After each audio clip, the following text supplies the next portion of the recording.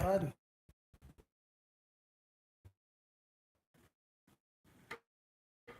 Just carrying on with more.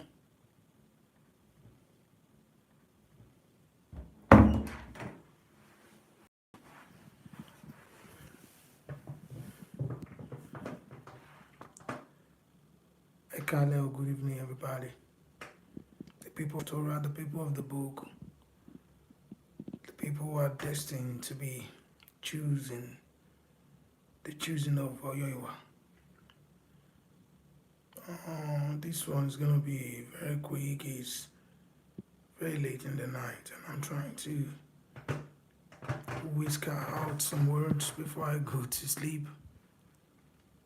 I've been listening to other people's programs and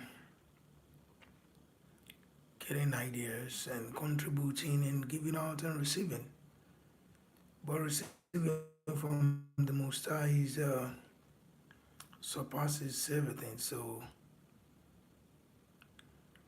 what He's giving us is also to give, you know, uh, to others as we're receiving from Him and from others. Yes, I wrote a title there. I said the words of 2,000 years ago. The words that were spoken 2,000 years ago, confronting our ego. Who would have thought that the world will now get to a level where there is programmed riots and fight everywhere? Who would have said that to anyone if it's not Torah? And Oyawashua, the son of Oyoiwa, whom the Romans crucified. But the good news is that when you see these things happen, lift up your eyes, lift up your heads or eyes, or for your salvation is nigh, draw it nigh. So for us who are looking up to Him for salvation, whether in some don't even belong anywhere, but they believe in the Son of the Most High. They've not been to church, they've been not baptized, even if it's a must or. But Christ is said in a place, whosoever shall believe and be baptized shall be saved. And in another place, say, whosoever endure to the end. And in another place, say, whoever shall call the name of the Lord shall be saved. So you see different ways it will save people. But it's the same ground that they what? They not lean on their own misunderstanding and try to find a way outside this. Whosoever shall do this, whosoever shall do that.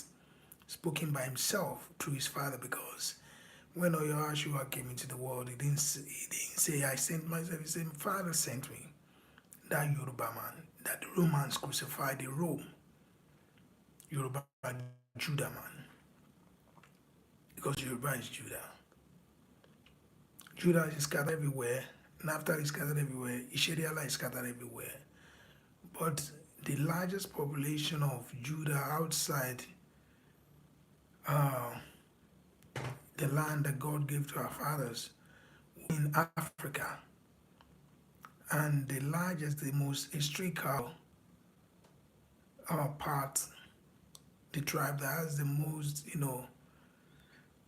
history embedded at any time in any book, at anywhere, or still possess Ifa Wudu, Ifod, and stuff like that at the Yorubas.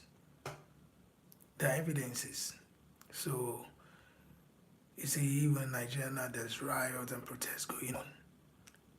And our people still, many of them start to understand, many still, you know, they still discussing and talk.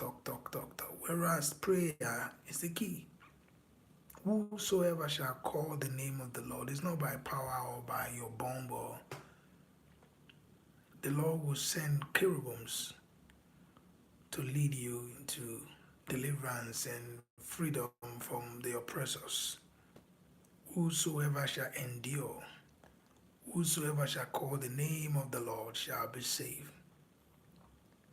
Whosoever shall believe and be baptized and so on and so on. But whosoever shall believe in the name of the Son of the Most High, it didn't say whosoever shall go to church regularly.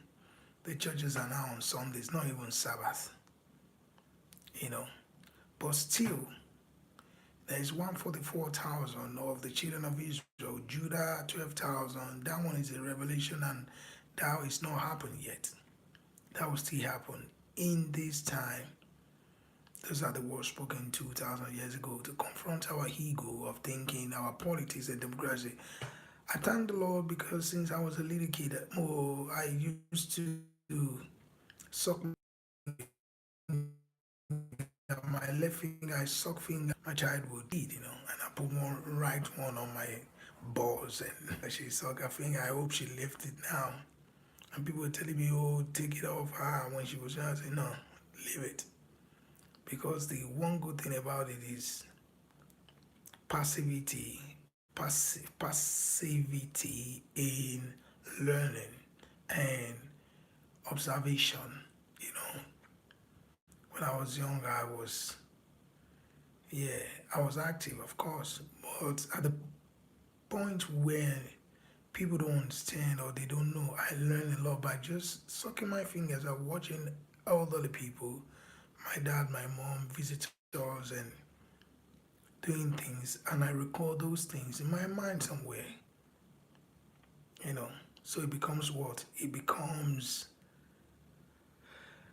that I observe the Lord and I learn from observing instead of being active and not, concentrated because as a kid you have too much energy. Okay, so I thank God for giving me that spirit of observation and trying to see what is what and who's saying the truth and what is real. From that age, I've known that there's fake things everywhere. In church, I was wondering. The first day my mom told me that we're going to meet Christ in Galilee because we had a tradition in Yoruba and that at the Easter Friday, 3 days after Easter Monday, we're going to meet Christ in Galilee. The first day, the first real time I started to understand things, my mom told me we're going to meet Christ in Galilee.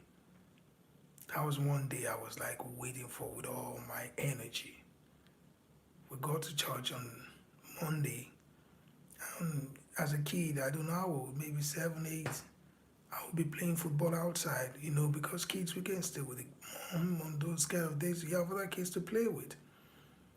But as a Hebrew church and shouting and praising Lord, when I hear the voice, hallelujah, I will run to my mom. She's praying, I will hold her scared and I say, Mom, is Christ come now? Where is he? Because I've always seen my mom very, you know, I mean, she's just, anytime the talk is about Christ, she's done. Crying on her knees, praying and things, and I'm like, I wanted to meet this Christ that made my mom like this and my dad. They were not worried like crying for pain, but they respect this Christ. So I was eager to meet Christ at a very tender age. So that day I remember I was running to is Christ come? But after I don't remember what she told me, but I knew that I would not I wasn't going to see him like that, but I was there. I think that was the first few times I started to really believe in the power of there's nothing in this world, all is vanity except this Christ, because I saw what he did to my parents without even I seeing him, so it was mighty for me. Someone that hold my own gods. My mom was my mini god, goddess, and my father was my mini, you know, my small god, and they were always in love with this guy, and I couldn't see this guy, and they still love him, and when I started to grow up, I see things myself that he did to me. I was living in a 14-story building, and the house was moving. I came from a night's music, and I came in, and the spirit of the Lord tell me, don't on the light, just drop your guitar. So it will not make us to be afraid. He said, fear not. When you see these things happen, lift up it for your salvation, draw it nigh. Now, the riot starts in England 2 weeks ago, right? The same day that kid with children, I was on the way out of England, not knowing that things will happen. But those are the signs I trusted in. Prayer works faster and is the most powerful. Yeah, it delivers, it rescues, it brings us closer, it takes us away from danger. So why are we running after other gods? Especially with black people when we don't have no help than the Most High will save us all the time. And the Yorubas, they discuss now they're going to fight, but nobody want to take the lead. Nobody want to go and die. Everybody's discussing, only discussing, only discussing. Then why don't we go discuss? The Almighty, we can send His angels and deliver us one time, but no, that's out of the way. We can't discuss with the Most High because we are full of ego. We love the orishas and silly nonsense and our religions. We will call Ifa one day, we will call Muhammad today, and tomorrow we go to church. It's a deception. You have to choose the God that will save you from all this mess. Choose. Joshua said, for me and my house, we will choose the Most High. For me and my house, we will choose Oyoiwa of the Yorubas, of the Torah, of the Atoiwari. That's the God that we choose. And the danger of it is, if we ever get all this nation fighting for Yoruba nation and all that, a lot of people won't get there. Why? Because of the unbelief. Because of mixing, thou shalt have no other gods before I. So that's already in the words of 2,000 years ago, confronting our ego. Think about that too. May Yahweh bless you, give you the wisdom, give you the understanding, give you the will to follow Him, and save us at the end, because He's made this world for us. He's made this world for the children of Israel. We will not be then the best to enter the kingdom after all this suffering. We didn't enjoy this world, brother. We have not enjoyed it. No black man is enjoying it. No black man is enjoying it. And no black man will enjoy it until Oyuawashiwa, that black man that was crucified on the cross of the Romans. Let's call on Him for everything. Everywhere our people are, Bangladesh, Pakistan, in Nigeria, in America, let's get closer to Him that can rescue us. These people are more powerful than us.